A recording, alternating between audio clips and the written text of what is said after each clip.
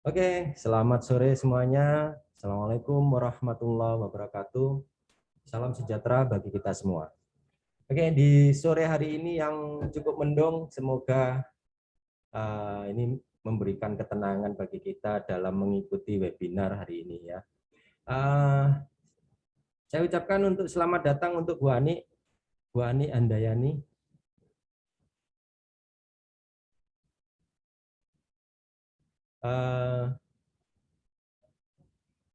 Pak Wildan, selamat datang dalam acara webinar hari ini. Oke, tanpa memperpanjang prolog, saya akan masuk dalam materi hari ini. Sebelum saya masuk di dalam materi hari ini, saya akan memberikan sebuah penggarisbawahan dalam sebuah perkataan, yaitu adalah kita dalam melakukan transaksi, ya, memang selalu menghadapi sebuah resiko dan selalu menghadapi adanya sebuah peluang. Untuk itu, bagaimana cara kita untuk memanfaatkan peluang tersebut? Nah, yang perlu digarisbawahi adalah perpanjang keuntungan, perpendek kerugian. Memang hal itu adalah sebuah pernyataan yang mudah dikatakan, tapi memang sulit untuk dilakukan. Hal ini perlu adanya sebuah kematangan dalam sebuah rencana, pelaksanaan sebuah rencana. Perpanjang keuntungan, perpendek kerugian. Ini mudah diucapkan, nggak mudah untuk dijalankan. Nah, di dalam sebuah kita melakukan transaksi atau investasi atau apapun itu, ya, seringkali kita menganggap bahwa pernyataan itu masuk akal, ya, dan itu orang banyak setuju dengan hal itu. Jadi perpanjang keuntungan, perpendek kerugian. Dalam artian adalah bila mana kita menghadapi sebuah resiko, bagaimana caranya kita untuk menekan sebuah resiko tersebut. Bila mana kita menghadapi sebuah keuntungan, kita perbanyak keuntungan tersebut. Ya, memang banyak orang menyetujui akan hal itu. Ya, tetapi di saat kita menghadapi sebuah transaksi, tekanan pada saat kita melakukan transaksi, tekanan psikologis itu muncul, maka ya hal itu bisa terbalik. Ya, hal itu bisa terbalik. Jadi pada saat kita mengalami keuntungan, ya, kita malah justru kita takut dengan keuntungan tersebut. Ya. Nah, di saat kita mengalami kerugian, malah justru kerugian itu kita tahan sebagai kemampuan kita untuk menahan sebuah resiko tersebut, karena berharap bahwa resiko tersebut menjadi sebuah keuntungan, tetapi seringkali terjadi, ya, resiko tersebut malah justru bertambah. Nah, makanya dibutuhkan sebuah rencana yang matang dalam sebuah pelaksanaannya. Kedisiplinan itu juga dibutuhkan. Kematangan dari rencana itu sangat dibutuhkan. Maka hari ini, ya, sore hari ini saya akan memberikan sebuah wacana, sebuah gambaran bagaimana cara untuk memanfaatkan sebuah indikator technical analysis dalam meningkatkan peluang. Makanya tema hari ini adalah cara mudah memanfaatkan indikator technical analysis dalam meningkatkan sebuah peluang transaksi. Oke.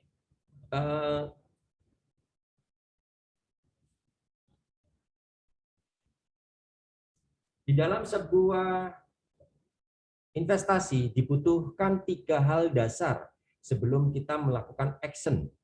Yang pertama adalah modal. Pasti di dalam sebuah investasi dibutuhkan sebuah modal. Besar kecilnya modal ini harus disesuaikan kemampuan kita. Jangan sampai kita melakukan investasi melebihi daripada kemampuan kita sesungguhnya. Karena itu akan berakibat pada kedisiplinan, cara melaksanakan sebuah rencana, karena tekanan dalam sebuah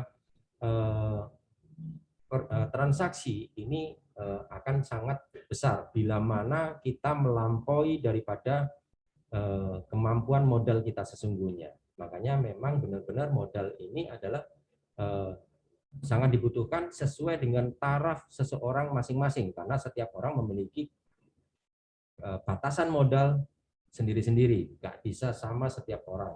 Makanya modal ini dibutuhkan. Nah, untuk dasar awal, syarat awal memang modal dibutuhkan. Nah, hal kedua adalah mental. Mental berhubungan erat dengan modal. Kenapa? Semakin kita melebihi daripada batas kemampuan kita untuk permodalan dalam sebuah investasi, ini akan berpengaruh terhadap mental kita.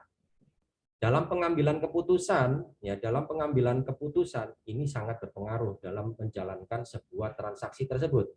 Makanya antara modal mental ini sangat erat hubungannya. Ya.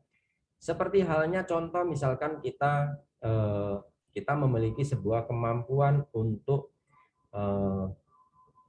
misalkan menembak. Ya, kita memiliki kemampuan untuk menembak. Pada saat kita latihan mungkin saja kita menjadi seorang yang jitu dalam latihan tersebut. Tetapi dalam pelaksanaannya di lapangan misalkan kita anggap aja fobia terhadap fobia terhadap darah misalkan. Begitu kita anggap aja kita perang nih, kita masuk dalam medan pertempuran misalkan. Kita fobia terhadap darah, kemampuan kita bisa tidak keluar semua.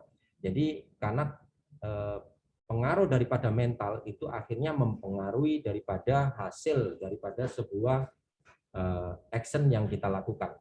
Nah, hal yang ketiga itu adalah strategi. Nah, jadi tiga hal ini sangat terkait ya antara modal, mental maupun strategi. Jadi strategi ini bagaimana cara untuk teknik apa yang digunakan, bagaimana manajemen resikonya, penggunaan manajemen resikonya bagaimana, sistem transaksi yang dipakai itu apa, terus sama juga komoditi apa yang kita mau transaksikan. Kita harus tahu paham terhadap karakter setiap komoditi tersebut, baik itu komoditi finansial seperti halnya indeks saham, mata uang, ataupun komoditi hard commodity seperti halnya kalau hard commodity itu seperti halnya emas, silver itu masuk kategori adalah hard commodity. Soft commodity kebetulan seperti hasil pertanian itu masuk dalam kategori soft commodity. Nah, di PT Monex ya, kita memiliki produk yang diperdagangkan yaitu adalah hard commodity dan komoditi finansial. Ya, jadi komoditi finansial seperti halnya indeks saham, perdagangan mata uang, dan hard commodity seperti halnya perdagangan emas, silver, terus dan juga minyak bumi itu masuk kategori hard commodity. Nah, kita harus tahu bagaimana karakter daripada instrumen investasi yang kita transaksikan. Makanya itu masuk dalam ranah strategi, ya. Karena kalau kita sudah tahu karakternya, kita bisa tahu bagaimana senjata apa atau strategi apa yang harus kita gunakan, ya seperti itu. Jadi tiga hal ini, modal, mental, strategi, ini tidak bisa dipisahkan. Modal aja tanpa strategi bagaimana? Mental enggak usah deh, pokoknya saya transaksi udah gitu. Kalau memang mengalami keuntungan, oke, berharap mengalami keuntungan. Kalau misalkan mengalami kerugian ya jangan sampai misalkan kayak gitu. Nah, ini bermasalah. Padahal yang namanya sebuah usaha apapun itu bentuknya, itu terkait dengan adanya peluang dan resiko. Ya. Peluang dan resiko memiliki itu seperti halnya dua sisi mata uang yang tidak bisa dilepaskan. Ya. Antara resiko dengan keuntungan antara hitam dan putih, antara baik dan buruk, antara senang dan susah, itu seperti halnya dua sisi mata uang yang tidak bisa dipisahkan di antaranya dari keduanya. Jadi yang namanya keuntungan pasti ada yang namanya resiko. Makanya kalau misalkan kita siap akan sebuah resiko, maka kita pun akan siap terhadap sebuah keuntungan. Tetapi kalau misalkan kita siap dengan keuntungan, belum tentu kita siap dengan sebuah resiko. Makanya dibutuhkan yang namanya strategi untuk memanage sebuah resiko. Karena yang namanya strategi ini kita bisa meminimalkan yang namanya resiko. Masuk ranah kategori manajemen resiko atau risk management. Nah, di dalam materi hari ini kita akan membawakan technical analysis. Oke, technical analysis itu seperti apa sih? Ada beberapa technical analysis yang ada, ya. Ada Western technical analysis, ada Japanese technical analysis, ada automatic technical analysis. Nah, hari ini saya akan membawakan automatic technical analysis. Automatic technical analysis di sini itu sudah ada pada MetaTrader dari sarana transaksi yang kita gunakan, seperti halnya di MetaTrader ataupun di MEFX, aplikasi MEFX yang kita miliki, karena kita dalam melakukan transaksi menggunakan dua sistem, bisa menggunakan MetaTrader atau MEFX. Jadi kalau misalkan MEFX lagi down sistemnya, misalnya kita bisa pakai MetaTrader. Begitu juga sebaliknya, ya. Jadi kemungkinan untuk kita tidak bisa akses itu market, ya, itu jadi kecil kemungkinan karena kita memiliki dua pintu nih, bisa melakukan transaksi lewat MetaTrader ataupun MEFX. Nah, kembali lagi pada indikator. Di dalam indikator yang sudah tersedia di MEFX maupun di MetaTrader, kita pilah menjadi dua. Yang pertama, ya, adalah indikator lagging. Macam indikator lagging ini seperti halnya moving average, MACD, Bollinger Band, parabolic SAR, dan lain sebagainya. Sedangkan kalau untuk indikator yang satunya adalah indikator leading. Indikator leading seperti halnya stokastik, relative strength index, moving momentum, dan lain sebagainya. Ini diklasifikasi berdasarkan apa antara indikator lagging dan indikator leading. Nah, ini menjadi sebuah pertanyaan nih. Nah, indikator lagging adalah bisa dikatakan merupakan indikator terlambat dalam memberikan sebuah sinyal. Kalaupun misalkan sinyal pada saat pergerakan harga mengalami kenaikan, indikator lagging seringkali terlambat memberikan sinyalnya. Berbeda dengan indikator leading, ya. Indikator leading ini cepat pada saat pergerakan market mengalami kenaikan, dari mengalami penurunan terus dia mengalami kenaikan, dia dengan cepat memberikan sinyalnya. Ini kelebihan daripada indikator leading. Nah, tetapi ada tapinya, ya. Jadi ada tapinya ini apa? Indikator leading ini tidak bisa kita gunakan pada saat market itu trending atau dalam pergerakan panjang, mengalami kenaikan cukup panjang, mengalami penurunan cukup dalam misalkan.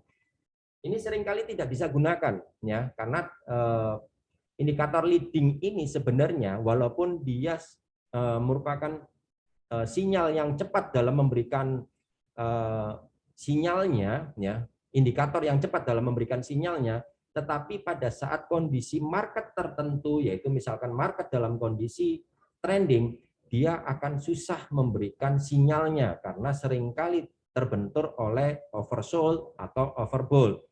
Padahal pada saat kondisi overbought atau oversold, pada saat market yang biasa, pergerakan market set B, ini cukup efektif indikator ini, tetapi pada saat market trending dia tidak bisa digunakan dengan efektif.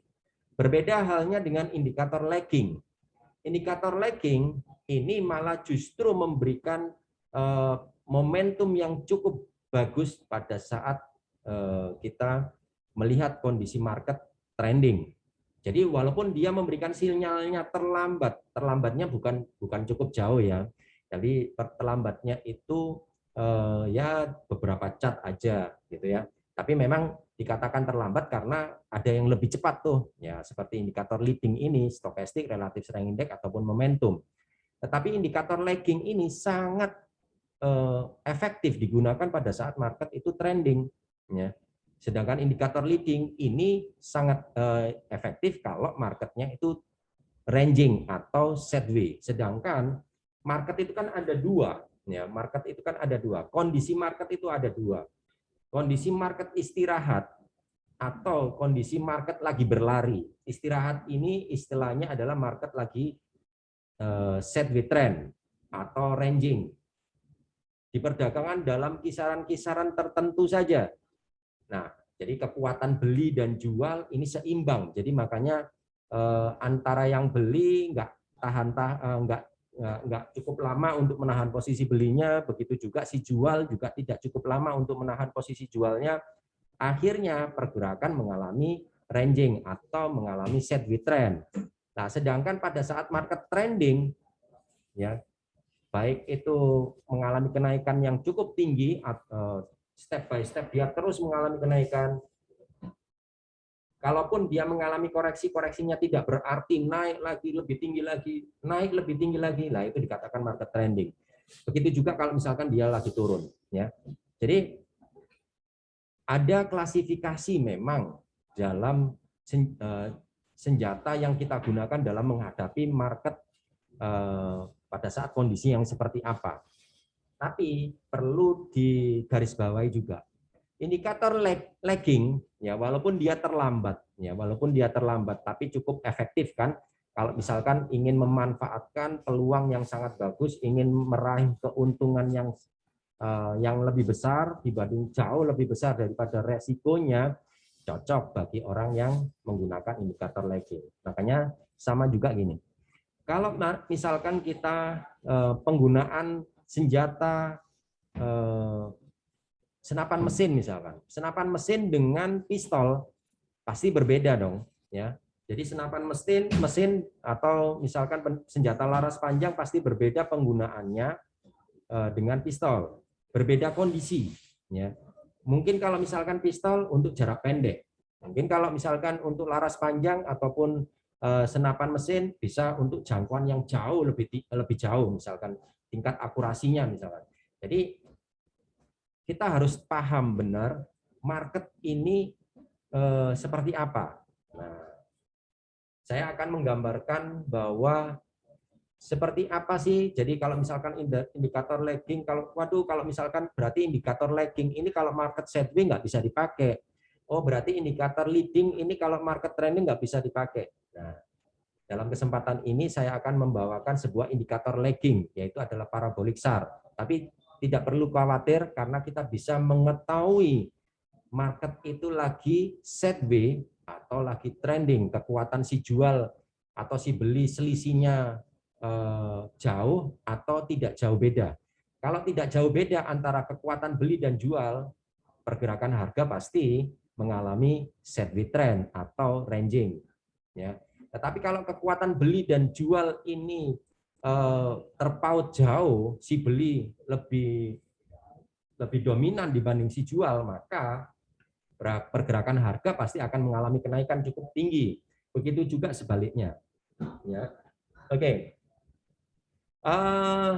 Hari ini kita akan membawakan parabolic SAR. Apa itu parabolic SAR? Parabolic SAR seperti ini. Jadi kalau misalkan Bu Ani, kalau misalkan mau melihat MetaTrader, ya, Bu Ani kalau misalkan sudah download MetaTrader nih, lihat munculkan indikator parabolic SAR. Munculnya seperti ini. Ada titik-titik di atas candle atau di bawah candle. Parabolic SAR yang seperti halnya titik-titik ini, ada dia mengalami kenaikan atau mengalami kenaikan, bisa di atas chart atau di bawah chart, itu memiliki arti.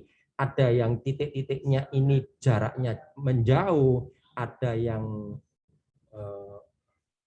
apa rapat-rapat antara titik yang satu dengan yang lain seperti itu pasti memiliki arti yang berbeda. Oke, saya akan utarakan di sini pertama.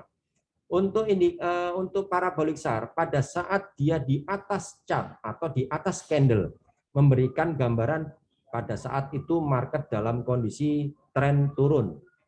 Berarti kalau tren turun, lebih bagus kita posisi jual dibanding dengan posisi beli. Kalau misalkan parabolik SAR, titik-titik ini berada di bawah candle, maka menggambarkan tren dalam kondisi mengalami tren kenaikan. Jadi kalau tren mengalami kenaikan berarti apa yang harus kita lakukan? Lebih baik kita melakukan beli dibanding kita melakukan jual. Kenapa? Kesempatannya jauh lebih besar karena kita mengikuti tren pergerakan harga. Nah, oke. Terus apa nih bedanya kalau seandainya parabolik SAR ini seperti ini? Kursor saya dekatkan, ini ada titik-titik di sini. Titik-titik ini jaraknya antara titik yang satu dengan yang lain ini kan berdekatan atau rapat. Ya, ada lagi titik-titik ini jaraknya parabolik SAR-nya antara titik yang satu dengan yang lain mengalami menjauh, ya, antara titik yang satu dengan yang lain menjauh. Nah, ini memiliki arti kalau misalnya antara parabolik SAR yang satu dengan yang lain, ini titik-titik ini berdekatan, berarti indikasinya market dalam kondisi sideways. Ya.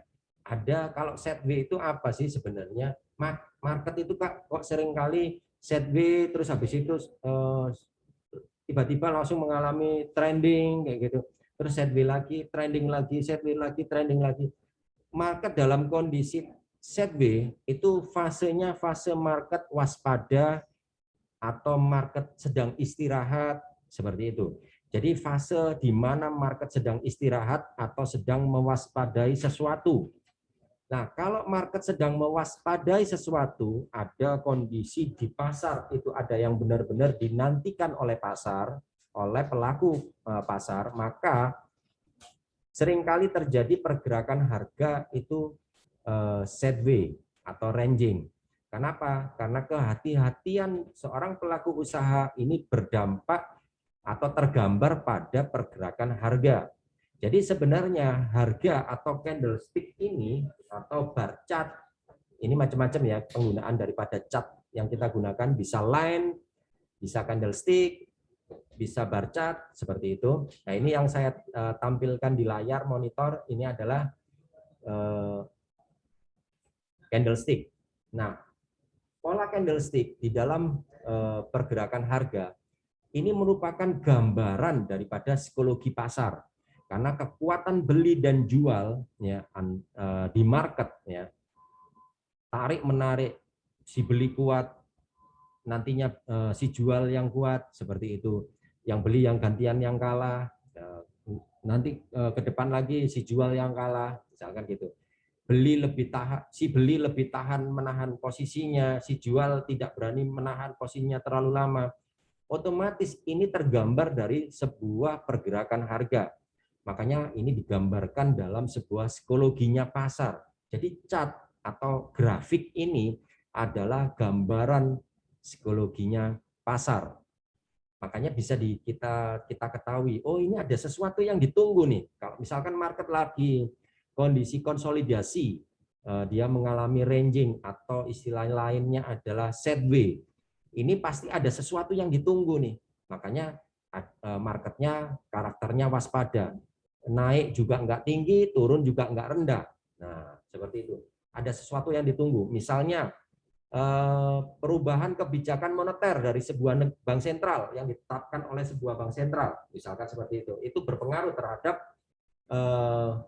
pergerakan harga otomatis karena kalau misalkan seandainya contoh yang sekarang ini lagi hangat-hangatnya berita rencana dari The Fed untuk segera menaikkan suku bunganya untuk mengimbangi daripada inflasi dan lain sebagainya. Nah, The Fed ada rencana untuk menaikkan suku bunga. Gambarannya bagaimana di pasar? Nah, ini pasti kan apa benar nih, kapan nih. Nah, jadi seperti itu. Jadi market sedang menunggu, ada market sedang menunggu apakah benar The Fed mau naikkan suku bunga. Kalau naik pun itu kira-kira naiknya berapa persen, seperti itu. Jadi kehati-hatian pelaku pasar ini akhirnya tercermin dalam sebuah pergerakan harga. Oke, kita balik lagi ke parabolik SAR. Parabolik SAR, jadi kalau misalkan antara titik yang satu dengan yang lain berjauhan, ini berarti kekuatan beli dan jual ini timpang jauh.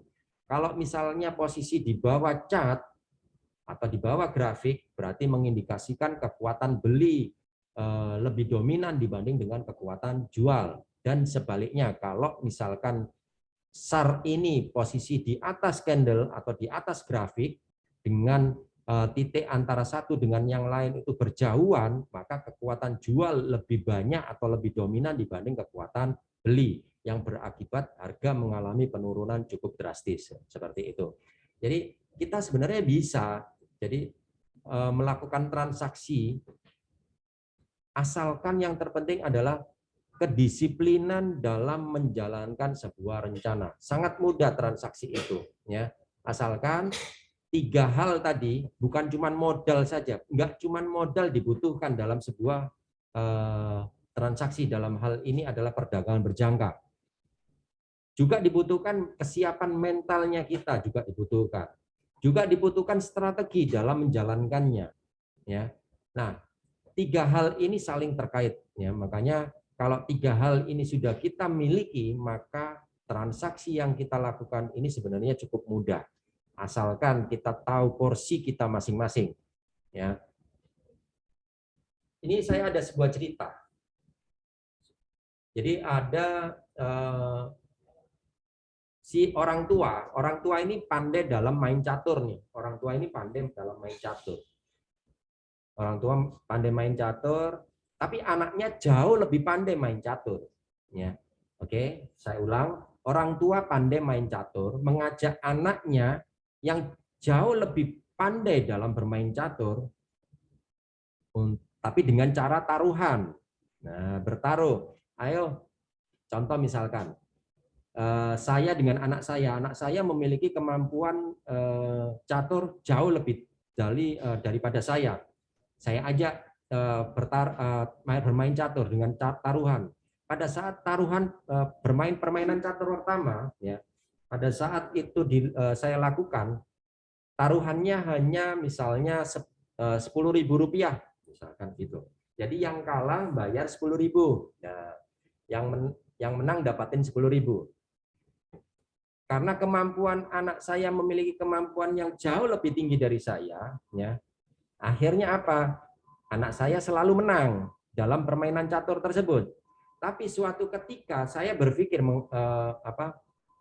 bagaimana cara mengalahkan anak saya, sedangkan kemampuan saya di bawah dia. Apa yang harus saya lakukan? Saya tingkatkan taruhannya menjadi 100.000, bahkan mungkin 200.000. Disitulah saya merasakan keraguan-raguan anak saya dalam menjalankan pion-pion dalam buah catur tersebut. Ya. Dalam dia melakukan permainan catur jadi berubah. Alhasil apa yang terjadi? Saya akhirnya meraih kemenangan dalam bermain catur tersebut. Kesimpulannya bagaimana yang bisa kita ambil dari situ? Ya. Ini ada sebuah cerita, ini sebenarnya cerita yang cukup simpel, tapi maknanya cukup dalam. Ya. Kita bisa meraih keuntungan asalkan, ya, asalkan perlu digarisbawahi itu, kita bisa meraih keuntungan dengan mudah sebenarnya, asalkan ini 3 hal sudah ini ya, modal ada, strategi ada, mental ada, asalkan kita melakukan transaksi tersebut dengan resiko di batas ambang kita untuk menghadapi sebuah resiko. Kapan yang namanya strategi nggak bisa keluar? Kapan orang bisa mengalami sebuah kegagalan dalam sebuah transaksi? Di saat resiko melebihi daripada batas ambangnya dia menahan resiko. Contoh misalkan, kemampuan dari cerita yang tadi, anak saya kalau bertaruh 10.000, mungkin dia bisa menang berkali-kali dari saya. Karena apa? Karena dia menganggap bahwa 10.000 merupakan nilai yang mudah bagi dia, yang kecil bagi dia. Tapi begitu saya tingkatkan jadi 100.000, bahkan 200.000, dia bisa mengalami kegagalan atau kekalahan dalam bermain catur tersebut. Kenapa kok bisa seperti itu? Karena di luar daripada batas ambang dia untuk menahan resiko. Jadi kemampuan dia untuk mentolerir adanya sebuah resiko itu sudah di luar daripada batas ambang dia. Jadi kalau misalkan contoh misalkan uang saku anak saya misalnya saja 10.000, dia mungkin akan beranggapan wah 10.000 oke nggak apa-apa deh, 10.000 itu adalah uang saku saya. Tapi begitu saya tingkatkan jadi 100.000, 200.000, dia akan berpikir bahwa waduh ini sekali saya mengalami kegagalan atau kekalahan dalam bermain catur, ini 20 hari atau minimal 10 hari, kalau 100.000 berarti 10 hari, kalau 200.000 berarti 20 hari kan. Ini kalau anggap aja 200.000, berarti 20 hari, hampir 1 bulan saya nggak pegang uang saku dong. Nah, misalkan contoh seperti itu. Hal itu yang berdampak besar terhadap strategi yang dia keluarkan. Makanya di sini perlu garis bawahi, kalau kita ingin meraih sebuah peluang, kita transaksi harus di batas ambang batas kita untuk mentolerir sebuah resiko yang harus kita hadapi. Kalau melebihi daripada itu, strateginya pasti nggak akan keluar. Strategi kita tidak akan bisa keluar. Kita tidak akan bisa objektif dalam melihat market. Kita lebih subjektif dalam melihat pasar. Ya. Oke, kita lanjut. Ini adalah wujud dari parabolic SAR ya. Oke, hari ini saya akan memberikan pembelajaran masalah parabolic SAR paralel. Sebelum itu saya akan mau nanya untuk Bu Ani, mungkin ada yang perlu ditanyakan. Silakan Bu Ani. Bisa typing Bu Ani atau pakai suara bisa, dibuka mute-nya bisa, atau typing silakan Bu Ani.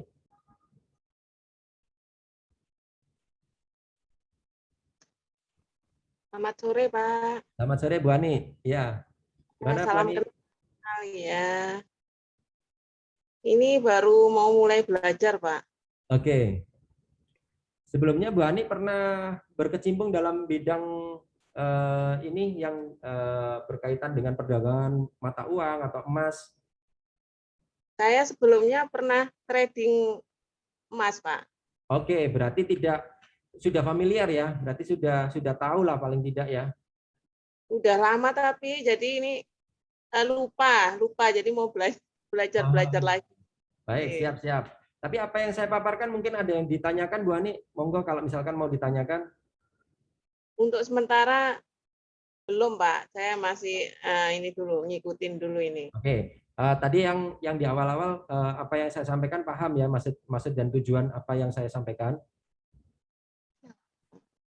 Iya, Pak. Oke. Sementara paham masalah itu tadi ya, Pak. Oke, siap-siap. Indikatornya itu tadi ini perlu ini lagi Pak, diasah lagi karena sudah terlalu lama ini saya. Oke, siap Bu.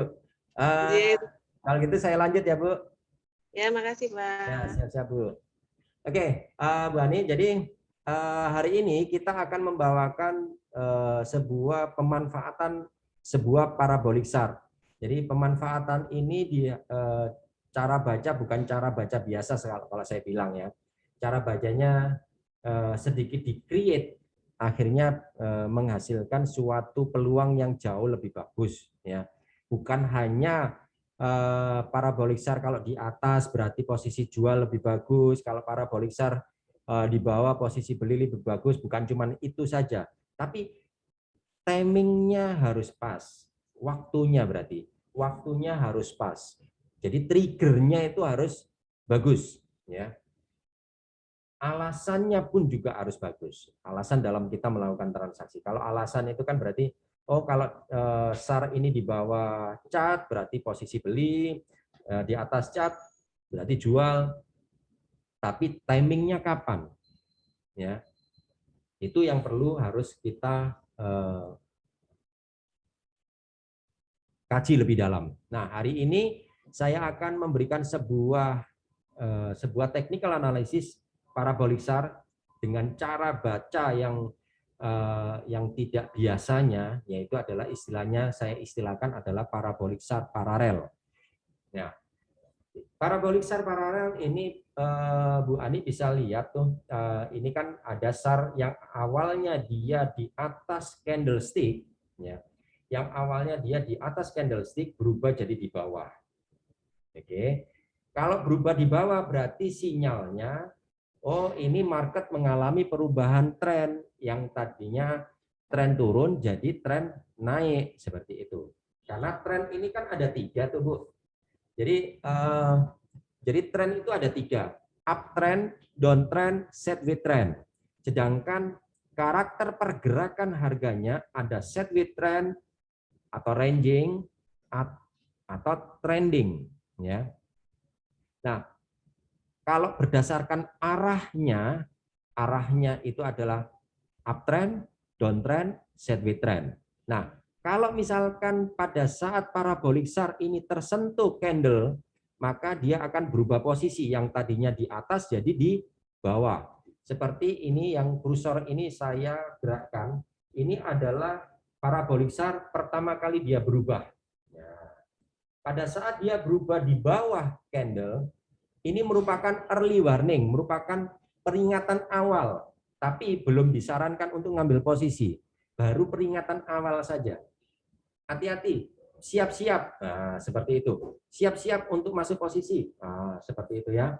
Jadi pada saat parabolic SAR pertama kali berubah dari di atas jadi di bawah, ini early warning-nya terjadi. Tunggu candle berikutnya. Pada saat candle berikutnya, ini kalau misalkan harga itu bergerak naik ataupun turun, pada saat SAR itu sudah muncul, maka SAR itu tidak akan berubah nilainya. Dia akan tetap di situ aja. Misalkan di 5200 sampai dia ganti candle, baru dia mengalami perubahan nilai daripada SAR tersebut. Tetapi kalau misalkan candle itu belum berganti, belum pindah di sebelahnya, atau belum ganti candle, maka selama itu maka otomatis sampai pergerakan hidup sampai penutupan pergantian, maka dia tidak akan mengalami perubahan value atau perubahan nilai daripada SAR tersebut. Jadi kalau 5200 ya 5200 sampai dia tutup candle, begitu ganti candle baru berubah. Seperti itu. Jadi pada saat di candle kedua, ini kan sudah muncul nih SAR-nya. SAR-nya sudah muncul. Begitu SAR muncul di sini, ya, kita lihat SAR itu, antara SAR pada saat pertama kali perubahan itu dengan SAR kedua, atau pada saat candle pertama dengan candle kedua, itu SAR-nya sama nilainya, ya, atau paralel, maka itu merupakan kesempatan kita untuk masuk posisi. Walaupun memang ada syarat untuk meminimalkan daripada tetap apakah ini pasti peluang ini bagus. Kalau saya bilang ini peluang bagus ya, tapi kalau bilang pasti ini kalau kondisi ini pasti naik apakah pasti turun seperti itu, saya tidak bisa mengatakan pasti ya. Karena yang bisa mengatakan pasti itu cuman bukan kita. Kalau kita sebagai manusia kita tidak bisa mengatakan pasti. Kita sebagai manusia hanya mengatakan peluang. Nah, seperti itu. Jadi kalau misalkan kita ngomong pasti, ya, pasti naik, pasti turun. Nah, itu sudah melampaui daripada batas kemampuan kita sebagai makhluk atau sebagai manusia. Ya, makanya kita mengatakan ini adalah peluang. Ya. Jadi peluangnya besar apa enggak? Nah, karena dengan cara baca yang tidak biasanya ini, jadi peluangnya jadi jauh lebih besar. Seperti itu. Peluang kita jadi lebih besar. Kesempatan kita untuk meraih peluang tersebut, meraih keuntungan tersebut, ini jauh lebih besar. andai kata kita tidak memiliki sistem apapun, kita tidak memiliki kesempatan apapun, atau kita tidak memiliki ilmu apapun. Contoh misalkan, kita lempar aja sebuah koin. Apakah contoh misalkan uang yang satu sisi, anggap aja sisi A, satu sisinya B. Kesempatan kita untuk mendapatkan muncul A, sisi A, ini adalah sebanding dengan kesempatan kita untuk tidak muncul sisi B. Jadi karena ada dua sisi, kalau sisinya satu namanya A, satu sisinya namanya B, maka pada saat kita melempar koin tersebut, ini misalnya kita lempar koin tanpa ilmu ya, kita trading tanpa ilmu, berarti kesempatannya adalah 50 banding 50 dong. Iya. Jadi kesempatan kita untuk meraih keuntungan atau kita mendapatkan sebuah kerugian itu perbandingannya sama, seperti halnya dua sisi mata uang tadi. Tapi kalau kita memiliki sebuah strategi, kita memiliki keilmuan dalam technical analysis ataupun fundamental analysis, ini jadi menaikkan peluang tersebut. Ya, jadi menaikkan peluang tersebut. Nah, kalau seandainya terjadi SAR paralel dengan SAR 1 dan SAR 2, pada saat pertama kali perubahan dia, ini yang ada lingkaran besar, ada lingkaran kecil ini. Lingkaran kecil ini adalah SAR kedua, pada saat nilainya sama dengan SAR sebelumnya, ini dikatakan paralel. Ini merupakan momentum kita untuk masuk posisi, karena kesempatannya sangat bagus. Ya. Nah, kapan kita masuk posisi? Begitu candle ini berubah ke SAR kedua, ya, SAR kedua muncul itu kan karena ada perubahan candle. Begitu SAR kedua nilainya sama, langsung aja ambil posisi beli. Kalau misalkan munculnya di atas candle bagaimana? Ya otomatis kita posisi jual seperti itu, ya. Oke. Ini ada persyaratan dalam penggunaan parabolik SAR paralel. Yang pertama, ya, untuk penggunaan pada mata uang pada time frame H1, value atau nilai dari SAR paralel pada candle kedua, jaraknya tidak boleh melebihi 35 poin dibanding dengan harga open candle kedua. Saya flashback ke belakang. Jadi, kalau misalkan open candle ini jaraknya adalah dengan SAR ini jaraknya tidak lebih dari 35 poin, maka ini merupakan kesempatan kita untuk masuk posisi, ya, baik itu beli ataupun jual. Kebetulan contoh tadi adalah contoh beli. Berarti kalau jaraknya antara SAR-nya, nilai SAR-nya dengan open candle-nya di open candle kedua itu jaraknya tidak lebih dari 35 poin untuk mata uang, maka ini adalah kesempatan kita untuk masuk posisi beli. Begitu juga kalau misalkan kita ambil posisi jual. Kalau ambil posisi jual, SAR paralelnya posisi di atas candle. Seperti itu. Nah, sedangkan untuk penggunaan pada komoditi emas, pada time frame H1, value atau nilai daripada parabolik SAR paralel, ini tidak boleh melebihi dari 10 poin dibanding dengan harga open candle kedua. Ya, jadi ini syarat daripada SAR paralel. Yang jadi pertanyaan sekarang, kalau misalnya saya mau melakukan, misalkan nih Bu Ani mau melakukan transaksi mata uang atau misalkan komoditi emas, kalau misalkan melihat kondisi di mana SAR paralel terjadi, tetapi jarak antara open candle kedua dengan SAR paralel tersebut jaraknya kalau di mata uang lebih dari 35 poin atau lebih daripada 10 poin kalau di perdagangan emas, maka ini otomatis resikonya lebih besar, ya, resikonya jadi jauh lebih besar. Nah, dengan cara kita batasi itu, pembatasan daripada jarak antara open candle ini dengan SAR paralel terjadi, ini tujuannya adalah untuk meminimalkan resiko di awal sebenarnya.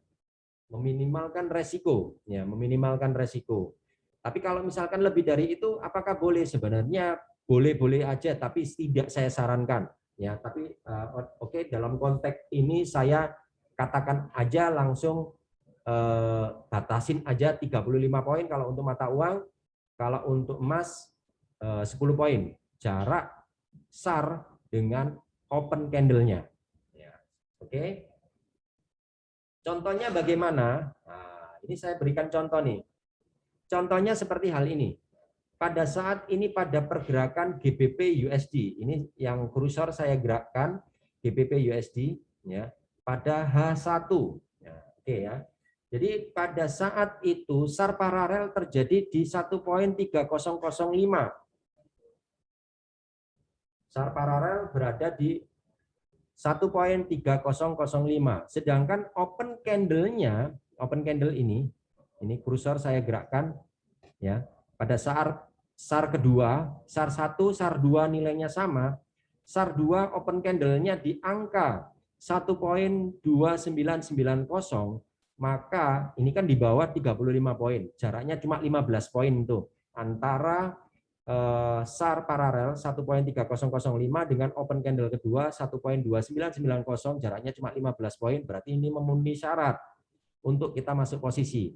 Oke, anggap aja kita posisi sell.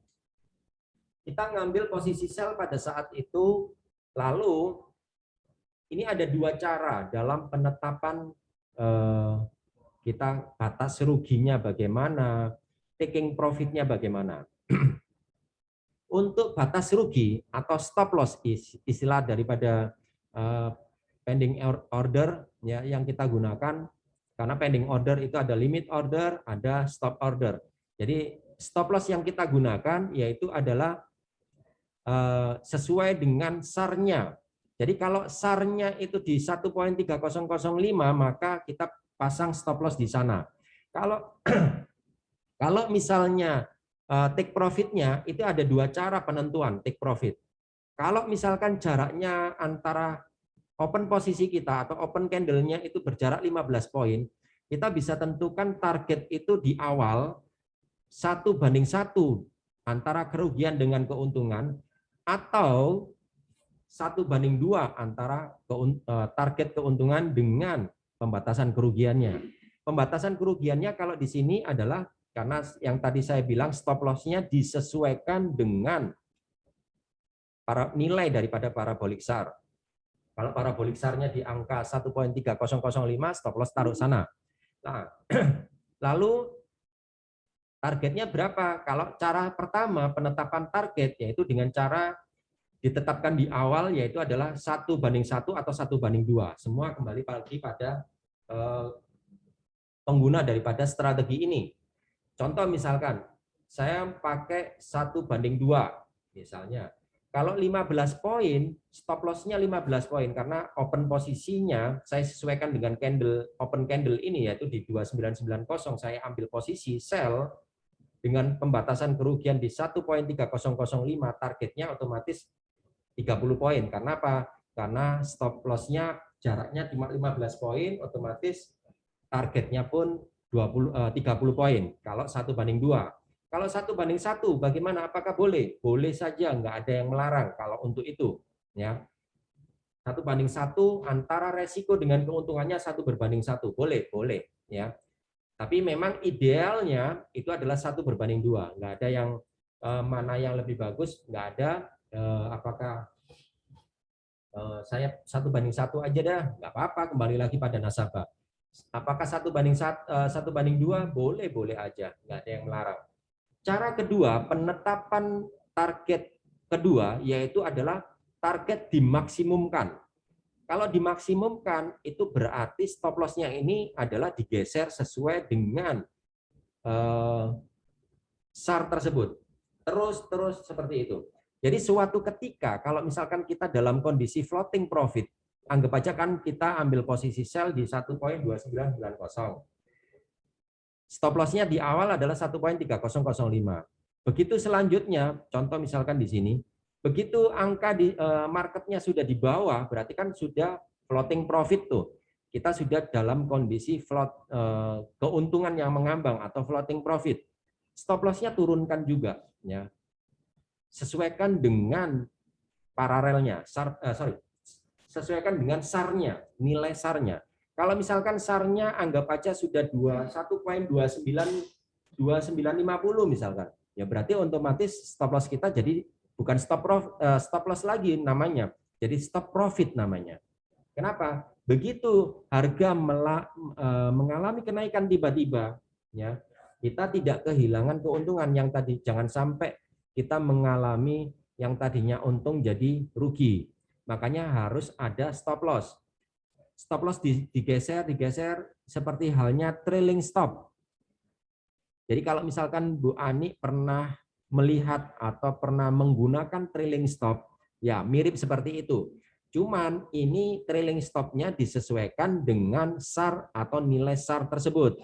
Jadi kalau SAR-nya semakin turun, kita ambil posisi sell tuh. SAR-nya semakin turun, stop loss-nya juga diturunkan. Stop loss-nya diturunkan, terus turun terus. Suatu ketika, kalau misalnya SAR ini tersentuh oleh candle, maka kan ada sinyal pembalikan arah tuh. Maka di saat itu kita akan melikuidasi posisi tersebut. Atau kalau misalkan stop loss-nya sudah digeser, otomatis akan keluar dari posisi tersebut. Akhirnya jadinya stop profit. Seperti itu kan. Ini contoh pada pergerakan SAR paralel ini, kita akan ambil sell di 1.2990, stop loss di 1.3005. Kalau cara kedua kan dimaksimalkan tuh keuntungan. Nah, jadi kalau misalkan harga sudah turun, stop loss-nya juga diturunkan. Suatu ketika kita tersentuh stop loss kita, akhirnya di sini kelihatan stop loss-nya bukan jadi stop loss lagi, jadi stop profit di 1.2894. Padahal di awal kita meresikokan transaksi kita 15 poin, akhirnya dengan time frame H1, dengan cara memaksimalkan keuntungan ini, kita bisa meraih keuntungan hampir 100 poin. Padahal kita resikonya di awal adalah cuma 15 poin. 15 poin dibanding dengan 100 poin sudah 1/6, ya lebih ya. 1/6, bahkan lebih. Ya anggap aja 6,5 lah. Ya, karena apa? Karena kan selnya di 1.2990, sedangkan likuidasinya di angka 1.2894. Ya, memang bukan 100 poin. 96 poin. Nah, 96 poin berarti anggap aja 6,5. 1 berbanding resiko di awal 15 poin, ya. Malah justru akhirnya meraih keuntungan 96 poin. Jadi 1 banding 6,5. Ini kalau cara kita menggunakan pemaksimalan keuntungan, cara kedua. Kalau misalkan penetapannya dengan cara pertama ditetapkan di awal antara stop loss dengan taking profit, stop loss-nya ditetapkan kan, yaitu adalah 15 poin ini tadi.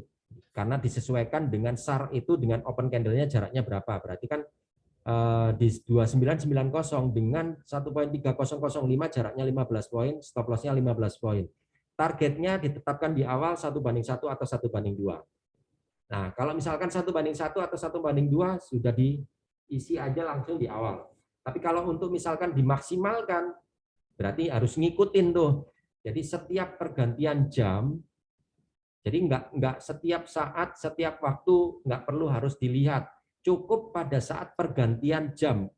Ya, ini kalau untuk pemaksimalan keuntungan cukup pada saat pergantian jam, pada saat dia ganti candle, begitu kan ganti candle, SAR-nya juga berganti. SAR-nya berganti, nilainya berapa diganti, SAR-nya berapa diganti, SAR-nya berapa diganti. Pada saat perubahan candle saja. Jadi nggak perlu kita lihat market itu atau running tersebut kita tonton sampai berjam-jam tanpa kita meninggalkan, tanpa kita aktivitas yang lain, jangan. Tetap kita bisa aktivitas yang lain kalau kita sudah menggunakan sistem ini. Kenapa? Karena melihatnya cuma pada saat pergantian jam saja. Jadi contoh misalkan dari jam 1.00 ke jam 1.01 misalkan, itu kan sudah pergantian jam tuh. Ya, jam 1.00 misalkan jam 00.59 ke jam 1.00 itu sudah ganti tuh. Ganti candle.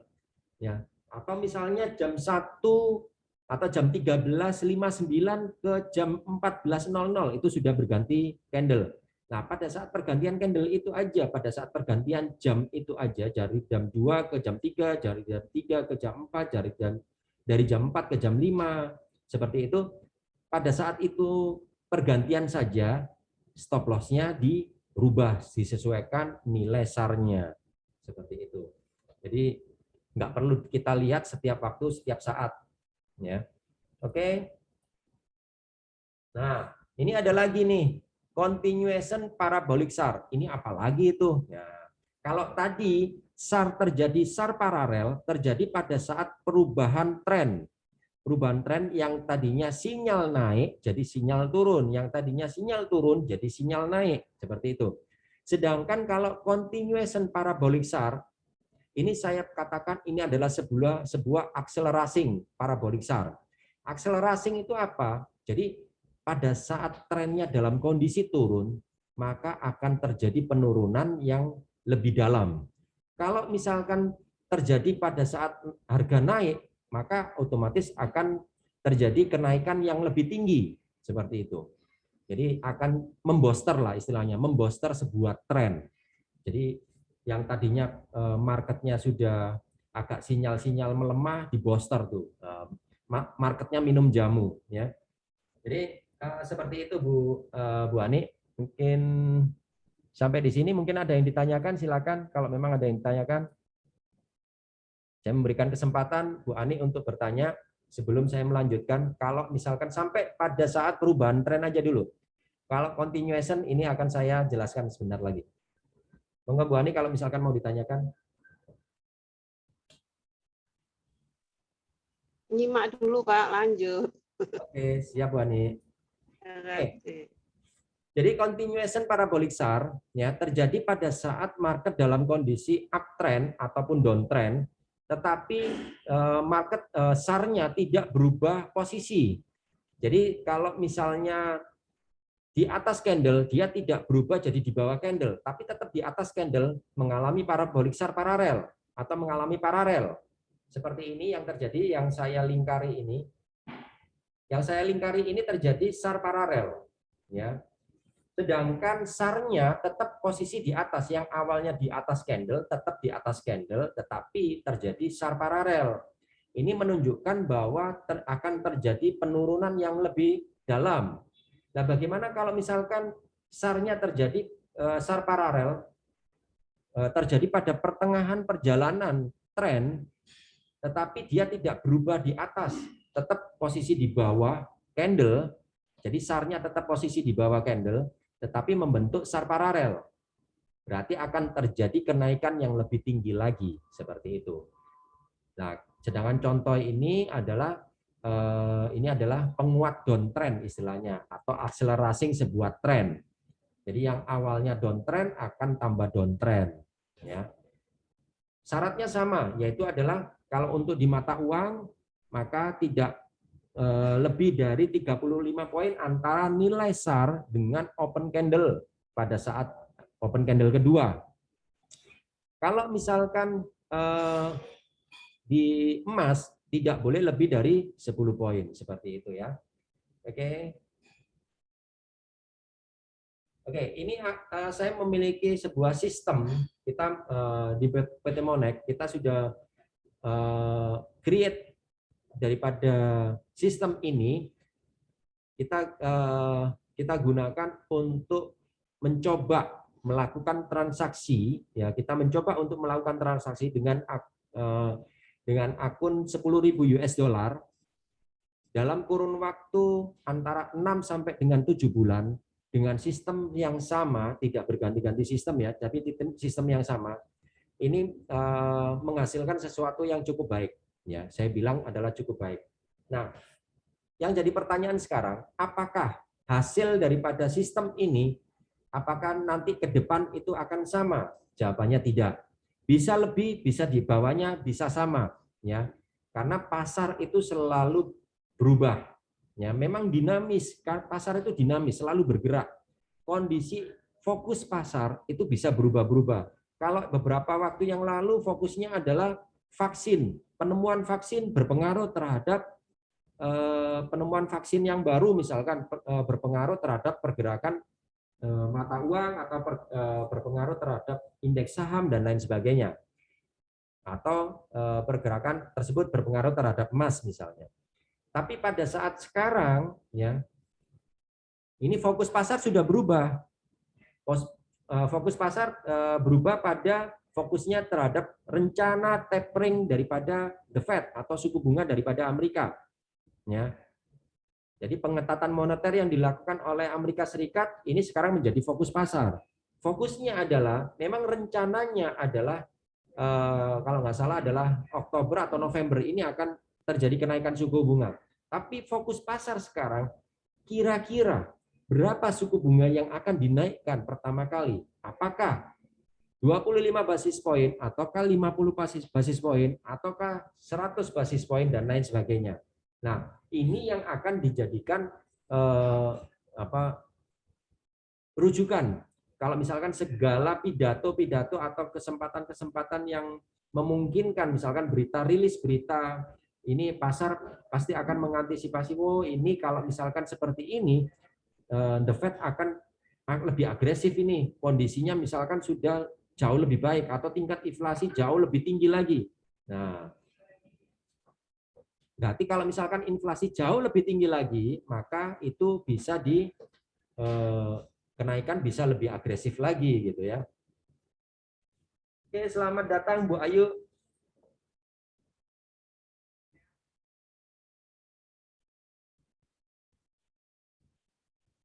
Oke, kita lanjut ya.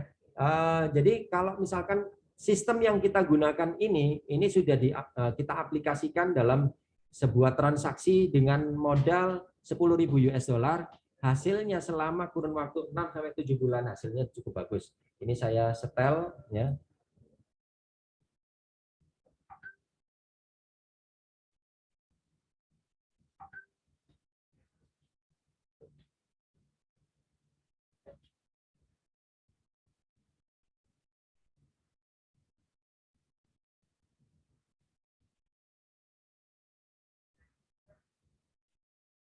Bentar ya.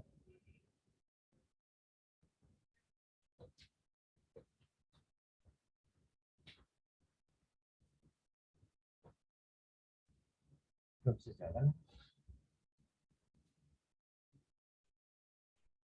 Jalan.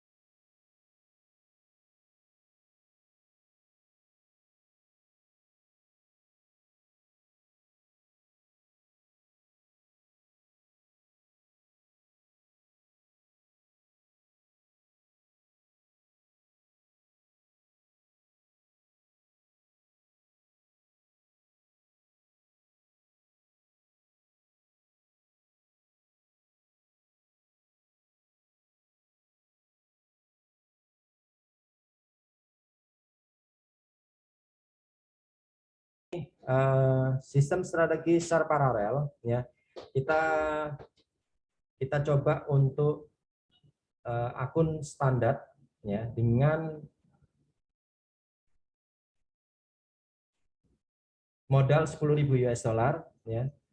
Kita coba selama kurun waktu antara 6 sampai 7 bulan dengan sistem SAR paralel. Ya. Ini saya cepatkan aja untuk mempersingkat waktu.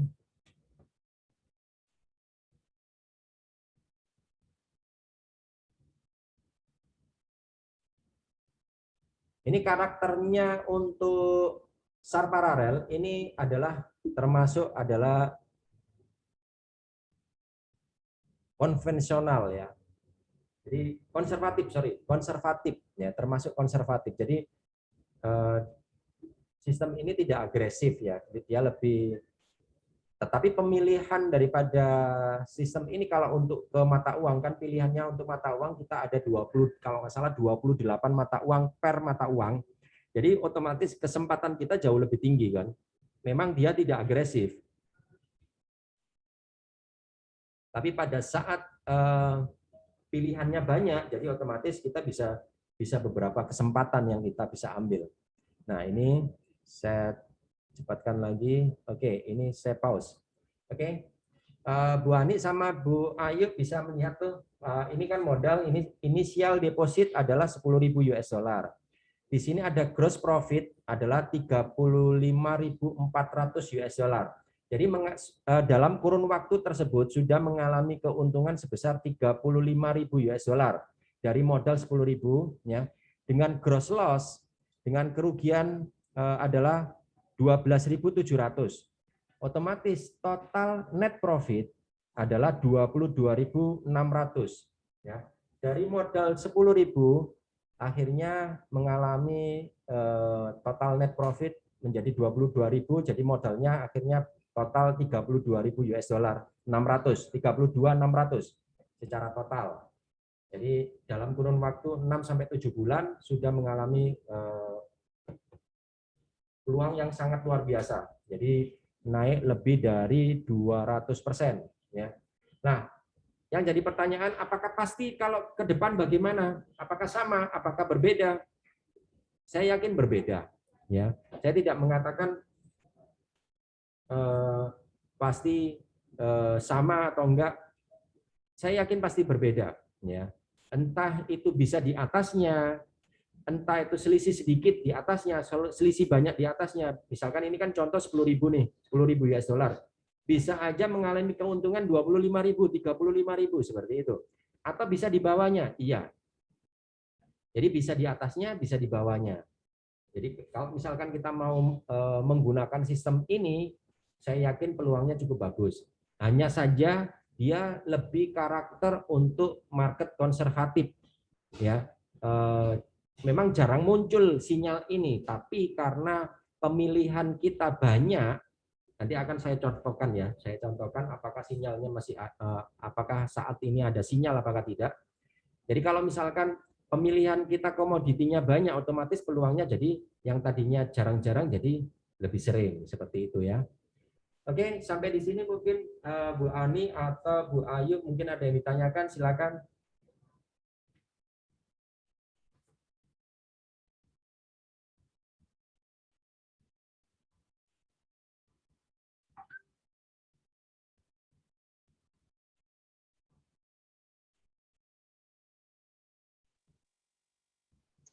Iya, Pak.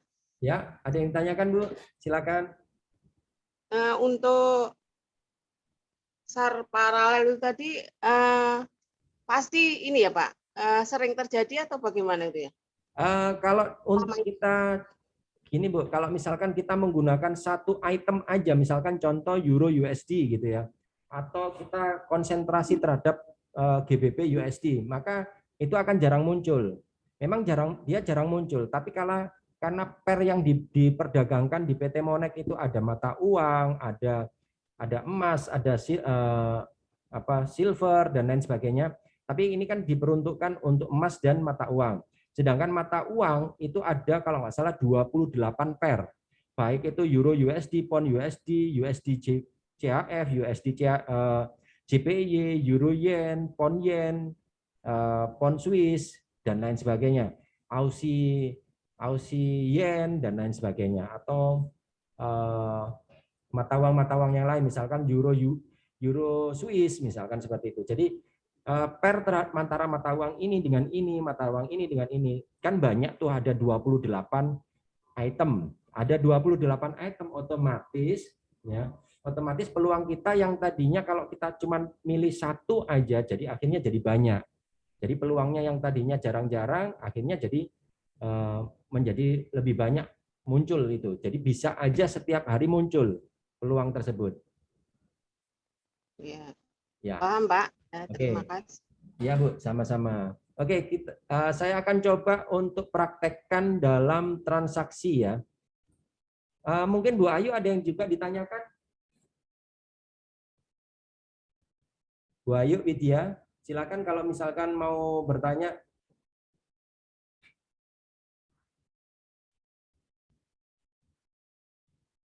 Atau tapping silakan, chat silakan.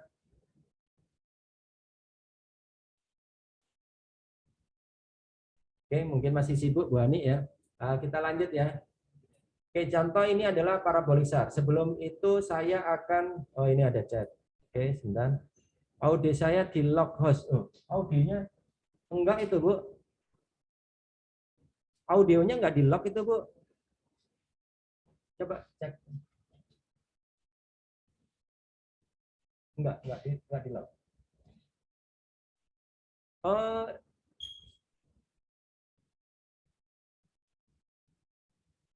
di unmute aja dari situ.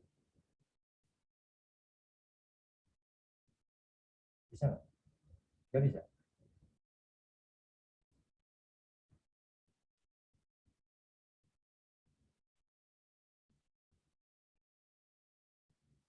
Bentar.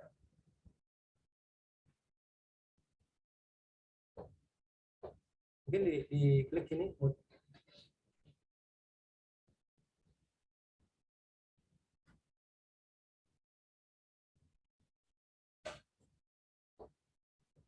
Bentar Bu Ayu ya.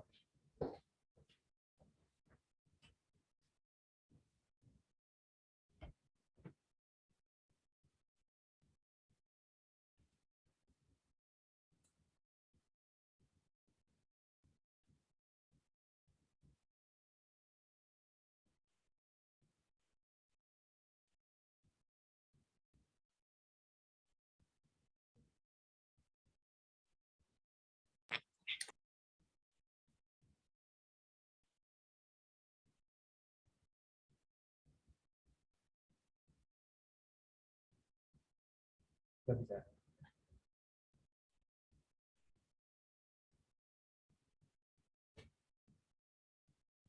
Atau kalau gitu, kalau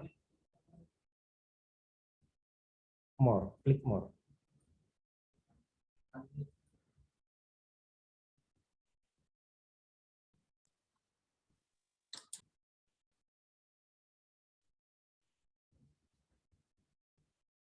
Nggak bisa.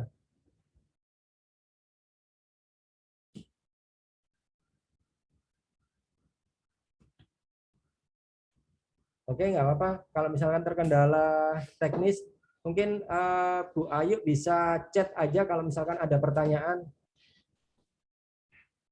Sudah saya info gambar yang muncul saat saya unmute ke Johanna Jessi. Oh, nggak apa-apa Bu. Kalau misalkan Bu Ayu ada pertanyaan, silakan di chat.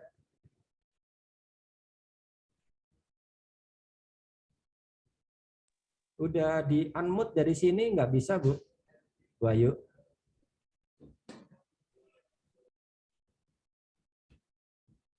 Mohon maaf saya, oh nggak apa-apa Bu Ayu, nggak apa-apa. Kalau misalkan mau bertanya silakan.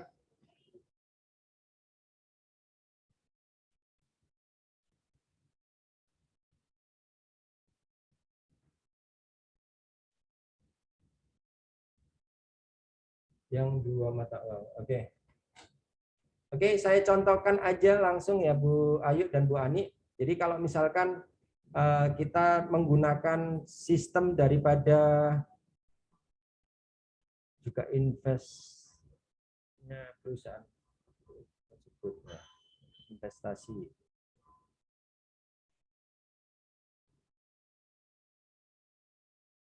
Jadi gini, sebentar saya tunjukkan slide terakhir ya. Oke, mohon bersabar Bu Ani.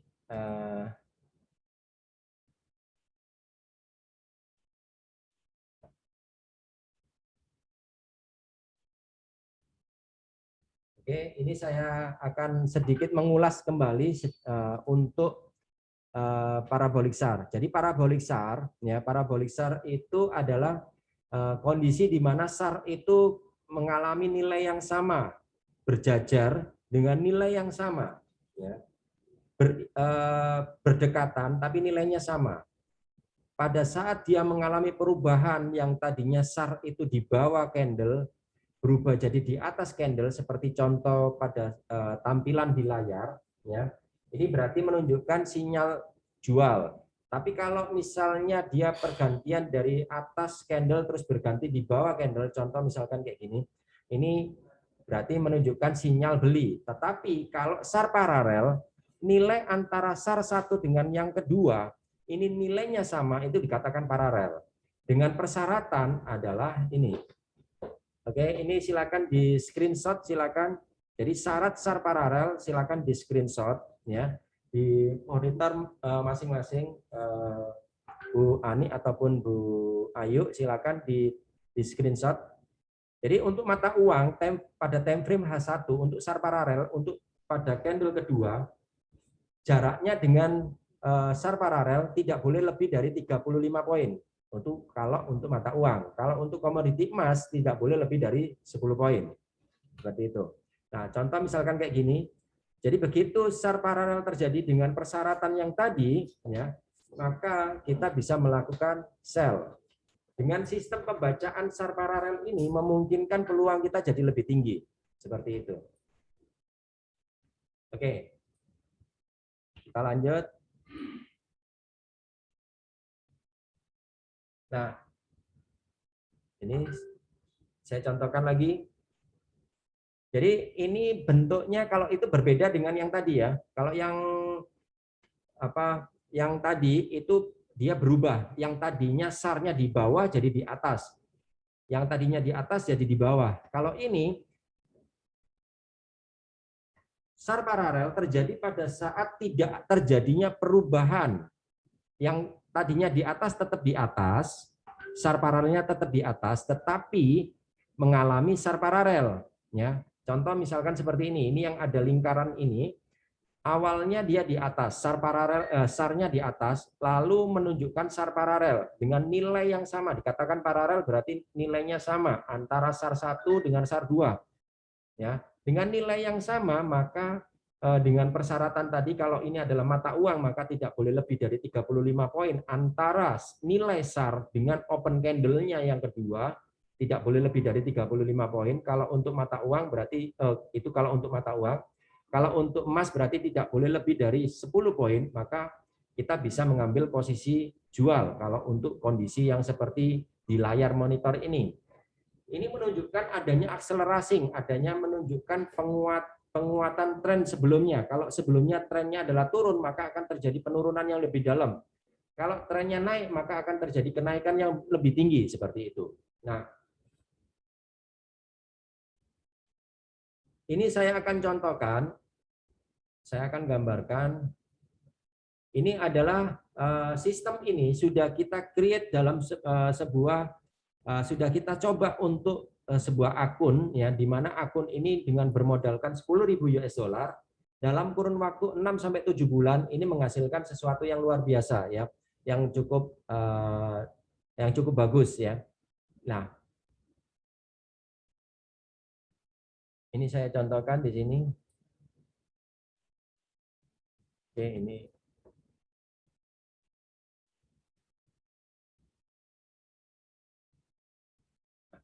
ada sebentar. Oke, ini saya ulang. Nah, jadi ini kita gunakan dalam sebuah transaksi secara otomatis, ya, dengan sistem SAR paralel selama kurun waktu 6 sampai 7 bulan dengan modal 10.000 US dollar, dia mengambil posisi sesuai dengan arahan SAR paralel. Hasilnya bagaimana? Oke, kita percepat aja, kita tunjukkan aja hasil terakhir. Nah, ini adalah grafik pertumbuhan investasinya.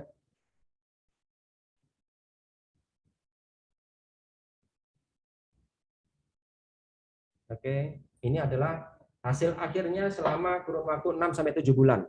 Oke, ini Bu Ani dan Bu Ayu bisa melihat inisial deposit 10.000 US dollar. Ya. Pada saat perjalanan antara 0 bulan sampai bulan terakhir, pada saat itu terjadi keuntungan grup, makanya ada untung, ada loss, ya, ada kerugian, pernah mengalami kerugian, pernah mengalami keuntungan. Gross profit sebesar 35.400, sedangkan gross loss adalah 12.700. Total net profit adalah 22.660 US dollar. Otomatis dengan modal 10.000 US dollar ini menghasilkan, dengan sistem ini menghasilkan 22.000 net. Nah, berarti dengan modal ini dana tersebut menjadi 32.600 dalam kurun waktu tersebut. Nah, yang jadi pertanyaan sekarang, apakah ke depan dengan sistem yang sama menghasilkan hasil yang sama, ataukah bisa di atasnya atau bisa di bawahnya? Saya akan menjawab, karena market itu bergerak dinamis, orientasi pasar itu juga berubah-ubah, antara kondisi pasar, kondisi ekonomi berubah-ubah, maka hasil yang dicapai dalam kurun waktu 6 bulan yang lalu ini bisa berbeda dengan hasil ke depan atau 6 bulan ke depan. Bisa di atasnya, bisa di bawahnya, ataupun bisa sama. Kalaupun sama persis, saya rasa kecil kemungkinan, ya. Tapi kalau sedikit di atas, sedikit di bawah, atau jauh di atas, jauh di bawah, mungkin bisa aja terjadi, ya. Tapi dengan adanya ini, kita bisa tahu tuh dalam kurun waktu segitu menghasilkan hasil yang bagus. Harusnya kalaupun misalkan terjadi perubahan di dalam kondisi market selama 6 bulan ke depan, kalaupun misalkan mengalami penurunan hasil, itu pun tetap memiliki hasil, ya. Saya rasa seperti itu, karena saya berpedoman pada hasil yang lalu itu mengalami kenaikan yang cukup signifikan, ya. Kalaupun misalkan terjadi perubahan di 6 bulan ke depan, itu pun akan menghasilkan hal yang kita harapkan, walaupun kalau misalkan tidak sesuai harapan itu bisa saja, ya. Tetapi saya rasa hasilnya akan cukup baik, ya. Seperti itu. Oke.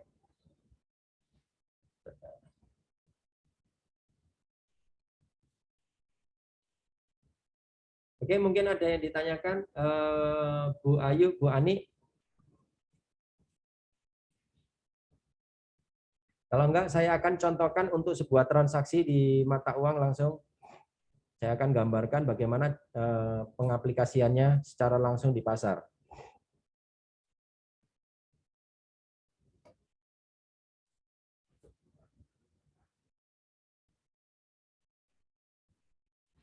Oke, oke Bu Ayu. Oke ya, ini saya hapus dulu sementara. Nah, cara untuk memunculkan indikator SAR ini adalah, caranya adalah klik insert. Kalau misalkan kita menggunakan laptop atau menggunakan PC atau komputer, klik insert, ini kita menggunakan MetaTrader, ya. Klik insert, arahkan kursor ke indikator, pilih trend, ya. Arahkan ke parabolic chart. Reset dulu, kita reset dulu, ya. Lalu kalau misalkan kita pingin besar, ininya kita rubah, ya. Oke, seperti ini. Ini adalah perwujudan daripada parabolic chart tersebut.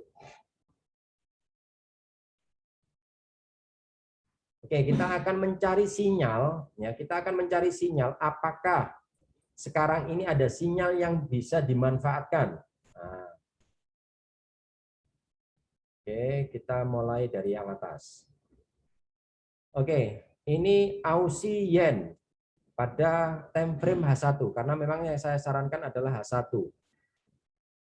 Ya, ini sayang udah mengalami kenaikan, ya, tapi coba kita lihat.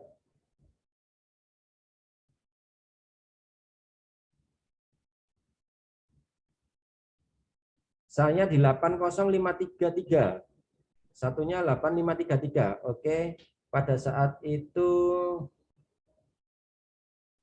sudah mengalami kenaikan ya. Jadi sayang sekali sudah naik. Jadi ini sudah jaraknya dari 8053 sekarang runningnya sudah 8090, sudah mengalami kenaikan 40 poin, sudah terlambat kita sinyal tersebut. Ini 1 jam yang lalu masih oke lah. Ini sudah lewat terlalu jauh. Kita lihat lagi mungkin ada kesempatan untuk mata uang yang lain. Jadi kita screening ya. Jadi satu-satu kita lihat apakah saat ini terjadi SAR paralel apa enggak kayak gitu. Kita screening. Tapi ke depan nanti kita akan ada sistem screening otomatis ya. Jadi di screening dengan sistem ini, dengan sistem SAR paralel ini kita screening dari beberapa pair itu, baik itu di mata uang ataupun di pergerakan emas, apakah saat ini terjadi SAR paralel apakah tidak. Nanti itu akan kita temukan, akan kita keluarkan itu juga ya. Oke, ini Aussie USD. Aussie USD belum ada sinyal SAR paralel. Swiss Yen belum ada. Ini Euro Aussie belum ada sinyal SAR paralel. Euro Kanada belum ada sinyal SAR paralel.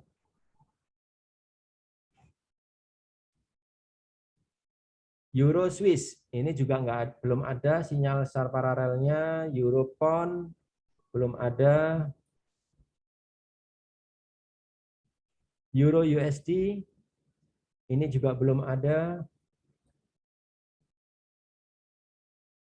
Euro Yen belum ada. Pound Aussie belum ada. Pound Swiss juga belum ada. Pound Yen ini juga belum ada sinyal SAR paralel. Memang kita tidak perlu memaksakan diri kalau memang tidak ada sinyal ya. Jadi kalau memang tidak ada sinyal kita tidak perlu. Ya silakan Bu Ayu. Jadi jangan pernah kita memaksakan diri kalau misalkan tidak ada sinyal kita paksain itu masuk, karena kalau nggak ada sinyal kita paksain kita keluarnya pun juga berdasarkan apa kan gitu. Pound USD nggak ada sinyal, ini berbeda, ini nilainya 35831, 35839 ya berbeda. Oke, ini juga tidak ada sinyal. USD Kanada, US Swiss, USD terhadap Swiss franc tidak ada sinyal. USD JPY belum ada sinyal juga.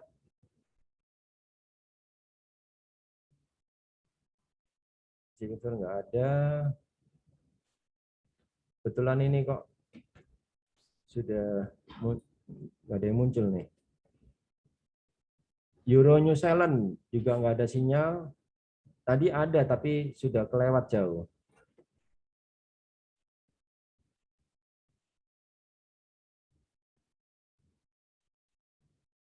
Nggak ada sinyal. New Zealand Kanada nggak ada sinyal. Nah seperti ini. Ini adalah New Zealand Swiss, ada sinyal tapi sudah terlempar jauh ya. Jadi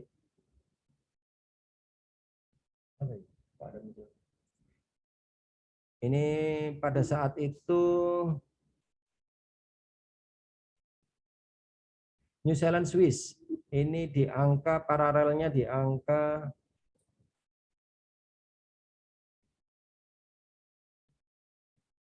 6417. 6417. 6417.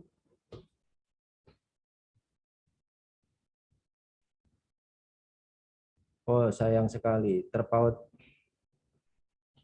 31 poin mestinya. Mestinya ini momentum, tapi sudah lewat ya. Tapi nggak apa. Kita New Zealand tadi New Zealand Swiss. Sekarang New Zealand Yen. New Zealand Yen.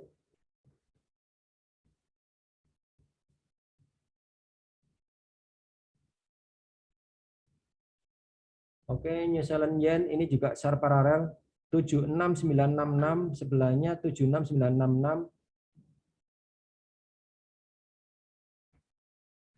Ya, ini juga sudah terlempar sebenarnya, sudah terlambat. Jadi pada saat jam 4 tadi ini jam antara jam 4 ke jam 5 itu terjadi SAR paralel tadi. Apa kita lihat? Ini nggak apa-apa, saya contohkan aja. Jadi karena ini sudah terlempar jauh ya. Jadi sebenarnya ini momentum bagus tadi, tapi ini sudah begitu sinyal ini keluar, harga ini sinyal beli keluar, ternyata 1-2 candle berikutnya harga sudah mengalami kenaikan. Nggak apa-apa, tapi sambil kita contohkan. Jadi ini kan yang saya gerakkan kursor ini kan terjadi SAR paralel dengan parabolik SAR nilainya sama, yaitu yang pertama adalah 76966, yang sebelahnya 76966. Oke, 76966 dengan open candle ya, ini open candlenya di angka 7720. 7720 dengan value-nya SAR di 7696. 7720 oke sebenarnya ya, cuman terpaut 24 poin. Jadi kalau misalkan kita ambil posisi, kita resiko di awal itu adalah 24 poin. Kalau sekarang dipaksain ngambil juga, tapi nggak apa-apa, kita ambil sekedar contoh aja. Seperti ini. Jadi kita kan ngambil posisi ini berdasarkan SAR paralel. Ya, kita ambil posisi buy. Oke. Ya, kita ambil posisi buy. Stop loss-nya otomatis sesuaikan dengan SAR-nya. SAR-nya sekarang berada di level 7701. Stop loss-nya arahkan ke ini, stop loss-nya dipindah, arahkan dirubah ke 7701. Sedangkan posisi buy kita di 7746. 7746 ke 7701 berarti adalah 44. 44 berarti 89. Oke, berarti 7789. Ini kalau kita pakai 1:1 ya. Kalau misalkan kita pakai 1:2 ya otomatis taking profit-nya dinaikkan lebih tinggi seperti itu. Oke. Nah, jadi ini sebagai contoh aja sebenarnya. Tapi ini sebenarnya terlambat ya, terlambat. Mestinya munculnya tadi antara jam 4 ke jam 5 tadi munculnya dia. Kita bisa beli di bawah tadi ya. Tapi berhubung ini sekedar contoh nggak apa-apa. Jadi begitu kita melihat ini ya, begitu kita melihat SAR paralel ini ya, begitu semakin awal semakin bagus sebenarnya ya. Jadi begitu muncul SAR paralel langsung ambil posisi seperti itu. Nah, kita tetapkan dengan cara penetapan taking profit dengan dua cara. Yang cara pertama ditetapkan di awal 1:1 atau 1:2. Cara kedua dimaksimalkan di mana stop loss-nya disesuaikan dengan SAR setiap perubahan SAR. Jadi setiap perubahan SAR kita pindah. Setiap perubahan SAR kita pindah seperti itu. Sampai terjadi bisa aja suatu ketika terjadi stop profit itu ya. Seperti ini. Jadi kalau misalkan pergantian jam akan dirubah seperti itu. Ya, ini kebetulan saya pakai 1:1. Resikonya 1 bagian, peluangnya 1 bagian. Ya, kalau misalkan 1:2 boleh nggak? Boleh. Kalau saya lebih suka 1:2 sih. Oke, kita bikin 210.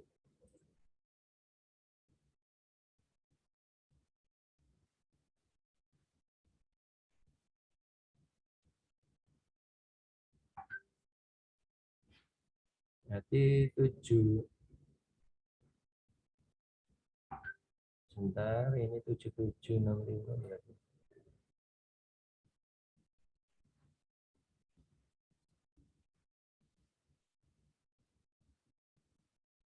Kita hitung itu terpautnya 44 poin. Ditambah posisi 7745. Ketemu 78,33. 78.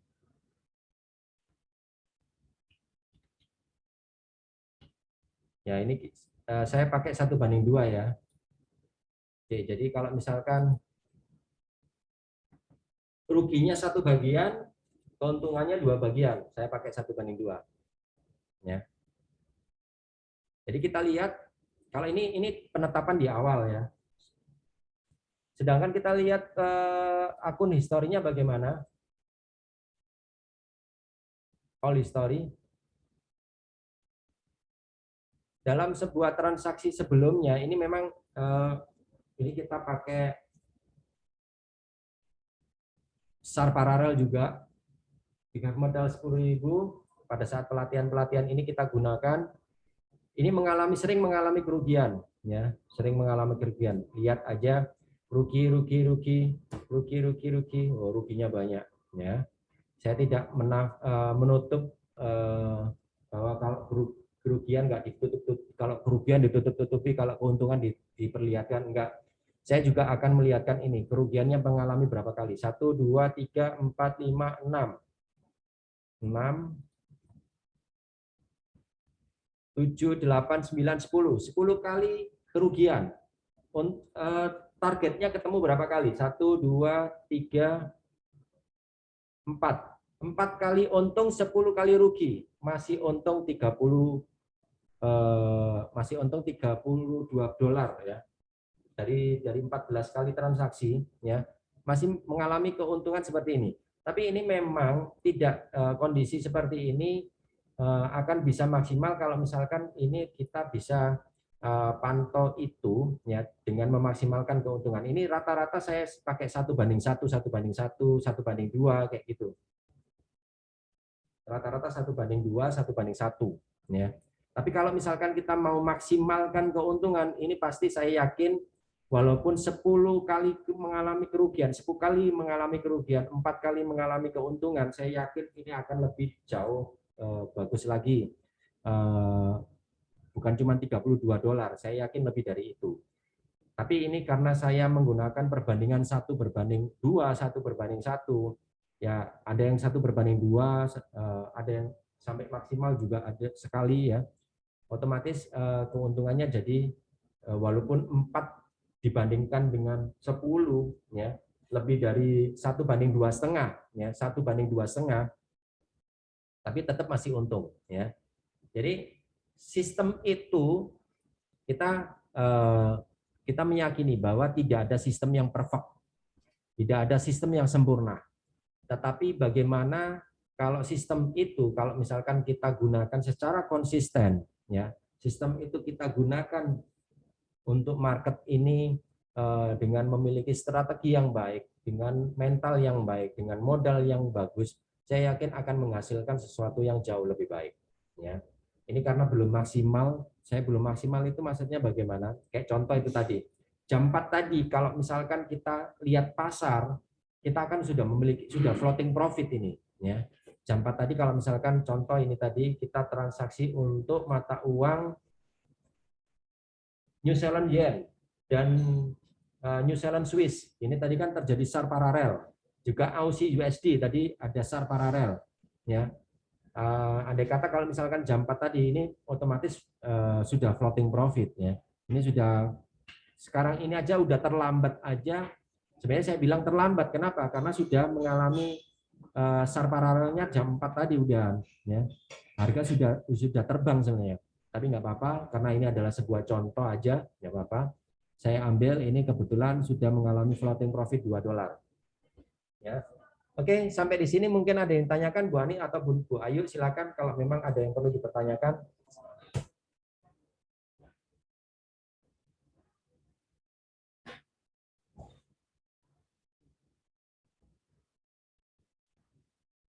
Bu Ani, Bu Ayu, silakan kalau mau bertanya.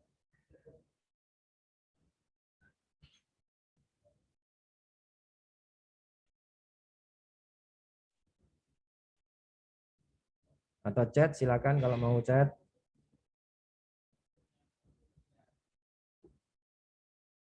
Ini floating profit 3 dolar. Ya. Ini kita ngambil sebagai contoh 0101 terus ya. Oh ya, sambil sekilas info dari kondisi sekarang, ini biaya transaksi yang ada selama kurun waktu bulan Oktober ini ini manfaatkan kesempatan yang ada, yaitu transaksi yang dimulai dari tanggal 2 sampai dengan akhir Oktober tanggal 30, ini biaya transaksi free, nggak ada biaya transaksi apapun. Jadi untuk khusus akun standar dan akun pro, biaya transaksi ini free, atau biasanya free.com atau bebas biaya, nggak ada biaya. Spreadnya kompetitif, biaya 0. Bayangkan aja Bu Ani, Bu Ayu. Kita kalau normal itu biayanya setiap kita transaksi 0,1, biayanya adalah 0,1. Kita transaksi 1 lot, biayanya juga 1 lot. Sekarang selama bulan Oktober ini transaksi untuk akun standar maupun akun pro, untuk entry 0,1 biayanya 0. Kalau entry 1 lot maka biayanya 0 juga, seperti itu.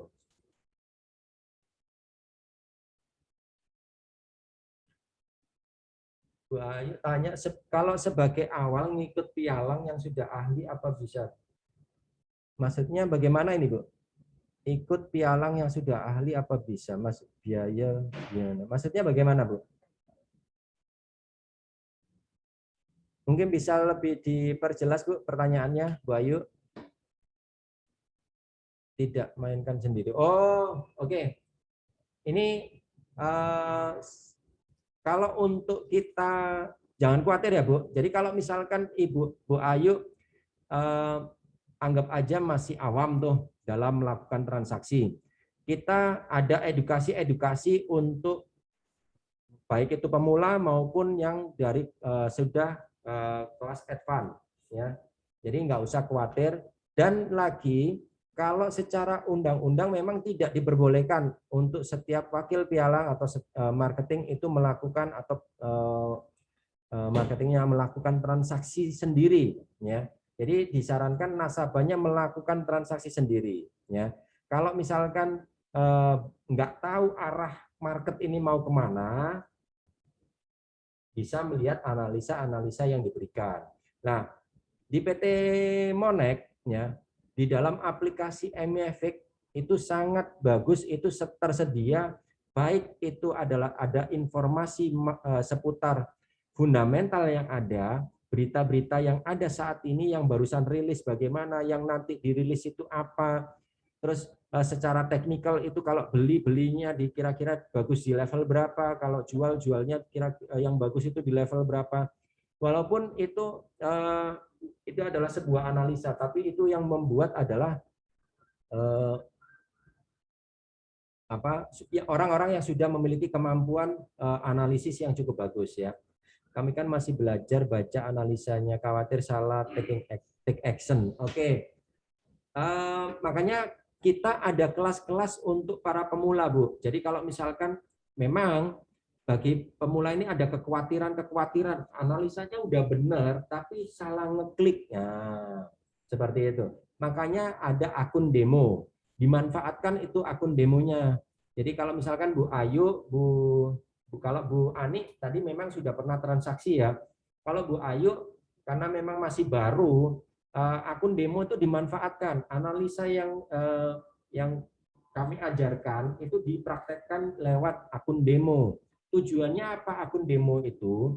Adalah untuk meminimalkan resiko salah klik atau salah ambil posisi.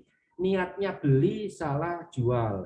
Niatnya jual, salah posisi beli. Misalkan seperti itu. Atau hal-hal yang lain.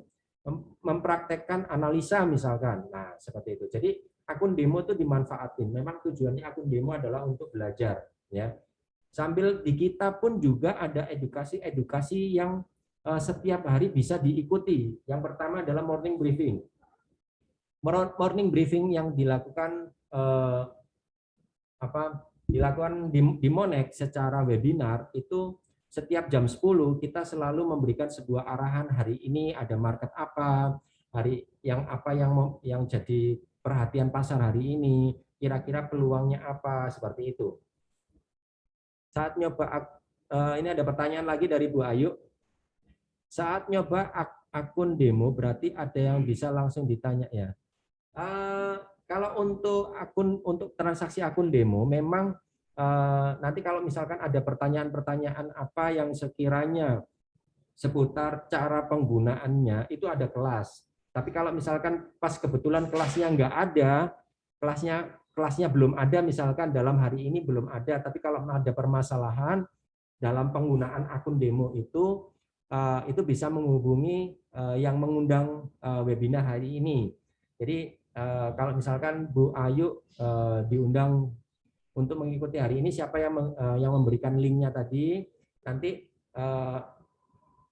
tanya bagaimana cara penggunaan akun demo ini. Tapi kalau misalkan ada kelas untuk pelatihan untuk pemula, maka nanti Ibu tinggal pesan aja ke yang mengundang Ibu di acara webinar hari ini. Pesan aja nanti kalau misalkan ada pelatihan untuk pemakaian atau penggunaan MetaTrader misalkan. Misalnya terkait dengan cara bagaimana transaksi. Kalau misalkan nanti di acara tersebut, karena memang khusus ya, khusus maksudnya khusus itu nggak campur-campur temanya. Jadi MetaTrader, MiFIX, kayak gitu. Jadi cara penggunaan MiFIX bagaimana, cara penggunaan MetaTrader bagaimana, atau trader pemula itu yang harus apa aja yang dipersiapkan. Nanti ada kelas-kelas tersendiri. Jadi nggak perlu khawatir Ibu kalau misalkan itu pasti kita akan berikan edukasi-edukasi yang seperti itu. Bisa tanya langsung ke marketingnya yang mengundang, atau bisa mengikuti acara webinar edukasi-edukasi yang ada. Ya, tinggal pesan aja ke marketingnya yang mengundang tadi. Nanti kalau ada kelas pemula saya kabarin, atau kalau misalkan ada kelas-kelas lainnya saya kabarin, misalkan seperti itu. Karena memang saya yakin manfaatnya pasti akan tinggi bagi Ibu, sangat bagus bagi Ibu. Ya. Oke, ada yang tanyakan lagi Bu Ayu atau Bu Ani, silakan kalau mau bertanya juga.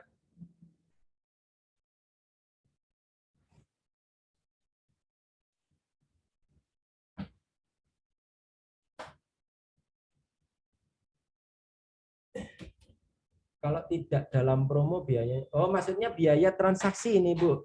Jadi oke. Jadi kalau untuk edukasi-edukasi yang kita berikan itu semua free.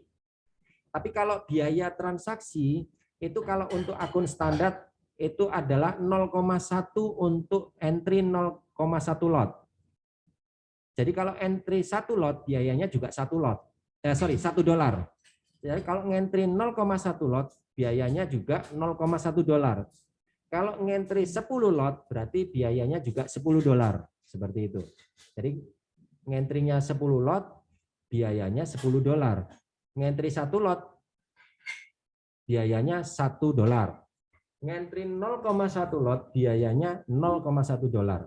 Itu kalau ya 1:1, ya bisa dikatakan seperti itu, gampang-gampangannya seperti itu ya. Jadi kalau ngentri 0,1 biayanya 0,1, benar seperti itu. Tapi kan beda, satu satuannya lot, satu satuannya kan dolar, ya beda satuan. Seperti itu Bu Ayu. Nah untuk pelatihannya sendiri itu free, ya.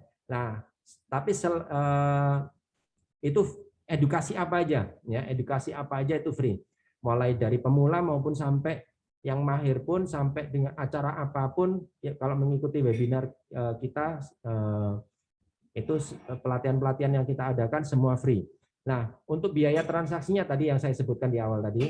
Nah, selama Oktober ini yang tadinya biayanya misalnya kalau 1 lot adalah $1, maka sekarang biayanya selama transaksi bulan Oktober atau akun yang dibuka pada bulan Oktober ini, atau transaksi yang dilakukan selama bulan Oktober ini, maka kalau kita ngentri 1 lot biayanya 0. Kalau kita ngentri 10 lot biayanya 0. Kalau kita ngentri 0,1 lot biayanya 0. Jadi free biaya transaksi. Manfaatkan benar kesempatan ini karena memang ini saya rasa ini bisa dikatakan belum pernah ada ya di Indonesia dengan biaya transaksi 0. Kalau 0,1 itu aja sudah termurah di Indonesia. Ini sekarang dengan biaya 0,1 ya, dengan transaksi 0,1 lot biaya 0,1 ini sudah bisa dikatakan ini adalah dengan biaya transaksi termurah di Indonesia. Apalagi sekarang jadi 0. Ya, seperti itu. Oke, mungkin ada yang tanyakan lainnya, Bu Ayu, Bu Ani, monggo.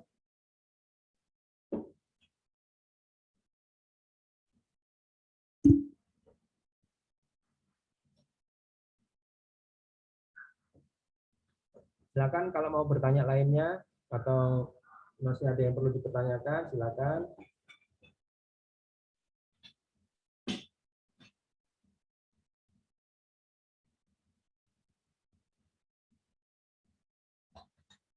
Oke, kalau memang nggak ada, apa masih ada yang dipertanyakan, Bu Ani, Bu Ayu, monggo kalau masih ada yang perlu dipertanyakan.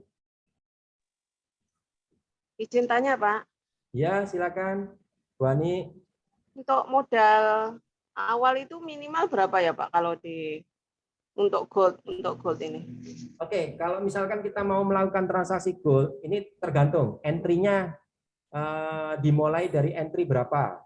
Kalau misalkan entry-nya 1 lot, saya sarankan minimal 10.000 US dollar. Kalau kita ngentry-nya 0,1 lot, saya sarankan minimal itu adalah 1.000 US dollar.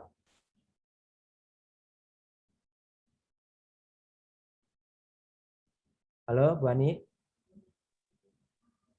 Jadi kalau 1.000 USD itu yang bisa dijalankan 0,1 lotnya ya, Pak? Ya, 0,1 lot itu kan margin requirement atau jaminan transaksi 0,1 itu kan 100 dolar. Ya, jaminan bukan biaya ya, beda ya. Jaminan transaksi untuk memelihara posisi yang terbuka di pasar setiap 0,1 itu adalah di PT Monex itu adalah jaminannya 100 dolar setiap 0,1. Nah, jadi kalau misalkan ngambil posisi 0,2, jaminan yang dikeluarkan, jaminan untuk memelihara posisi yang terbuka tersebut adalah 200 dolar, 100 kali 2, seperti itu. Nah, ini kembali lagi ke nasabah, walaupun sebenarnya modal 1.000 US dollar, entry 10 lot, entry 1 lot boleh enggak? Boleh aja, tapi peluangnya gede, tapi resikonya juga gede, gitu loh. Tidak saya sarankan, itu berarti tidak menggunakan manajemen yang bagus. Jadi lebih bagus maksimal penggunaan itu adalah peluru yang kita gunakan, anggap aja senjata lot itu adalah peluru kita. Jadi kalau misalkan walaupun 1.000 dolar itu bisa 1 lot, tapi jangan ngambil posisi 1 lot, ya. Berarti paling tidak kita ngambil 0,1 atau 0,2 itu sudah maksimal, ya. Jadi maksimal itu adalah 0,2, ya. Tapi kalau untuk di gold itu saya rasa 0,1 sudah cukup, ya. Tapi kalau misalkan ngambil 0,2 ya 0,2 itu adalah maksimal, ya. Seperti itu. Ya, terima kasih, Pak. Ya, oke. Oke, kalau memang nggak ada yang dipertanyakan lainnya, saya akhiri webinar hari ini. Semoga apa yang saya sampaikan bermanfaat dan memberikan pencerahan dan menambah pengetahuan dan akhirnya juga menambah kesempatan Bu Ani maupun Bu Ayu untuk segera bergabung dengan kita untuk memanfaatkan potensi-potensi yang ada dalam sebuah investasi, ya peluang-peluang yang ada dalam sebuah investasi. Cuman saran saya yang perlu diingat itu adalah kesiapan modal, mental maupun strategi itu harus dipersiapkan. Jadi setiap kita berinvestasi, ya kita peluru yang kita keluarkan atau jumlah lot yang kita keluarkan kita harus berhitung secara resiko. Resiko walaupun setiap peluang pasti ada. Kita tidak mengatakan nggak ada resikonya. Ya, saya tidak pernah mengatakan tidak ada resiko karena setiap apapun yang kita lakukan semua mengandung resiko. Kita jangankan kita mau melakukan investasi, kita menyabrang jalan aja, kita mau kemana aja perjalanan setiap kita bisa selamat, kita bisa memiliki resiko. Semua tetap ada resikonya, nggak ada yang tanpa resiko. Nah, hanya saja di bidang ini adalah bidang yang sangat luar biasa kalau menurut saya. Kenapa? Karena resiko itu bisa disesuaikan disesuaikan dengan kehendak kita, ya, dengan penggunaan pembatasan kerugian, yaitu adalah stop loss order. Ya, jadi dengan penggunaan stop loss order memungkinkan kita membatasi sebuah resiko seminimal mungkin, ya, sesuai dengan batas kemampuan kita menahan sebuah resiko itu dengan target yang kita inginkan, seperti itu. Jadi ini adalah satu-satunya bidang perdagangan di mana resiko itu sudah bisa ditetapkan di awal. Bidang yang lain itu tidak bisa, ya, hanya bisa di-manage resiko itu, tapi tidak bisa dipastikan di awal. Tapi kalau di kita, resiko itu bisa dibatasi di awal langsung. Jadi kita mau beresiko berapa, targetnya mau berapa, seperti itu. Jadi kalau misalkan ternyata analisa kita mengalami sebuah kegagalan atau kesalahan, kita berarti mengalami resiko itu. Kita mendapatkan resiko itu. Tapi resiko itu sudah kita tetapkan di awal, batasannya sudah ada. Itu kelebihannya yang tidak dimiliki oleh bidang yang lain. Ya. Itu yang perlu kita garis bawahi. Semoga kembali lagi, semoga apa yang saya sampaikan bermanfaat dan memberikan pencerahan. Dan semoga Bu Ani, Bu Ayu diberikan kesehatan, kesempatan, dan keberkahan. Itu aja yang bisa saya sampaikan. Terima kasih. Selamat sore semuanya. Assalamualaikum warahmatullahi wabarakatuh. Salam sejahtera bagi kita semua. Salam profit.